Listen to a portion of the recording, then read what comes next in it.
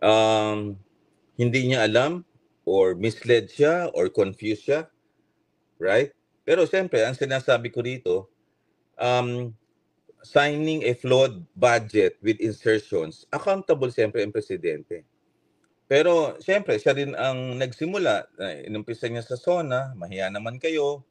And then, ni-reveal niya yung 50 na contractors that started everything. And then, talagang tinutukan niya. Pero tayong ICI ngayon.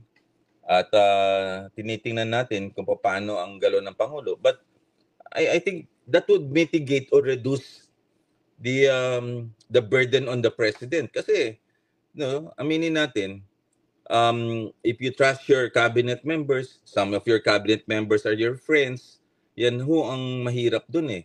Kasi blindly, makakapirma ka ng papeles na hindi mo alam.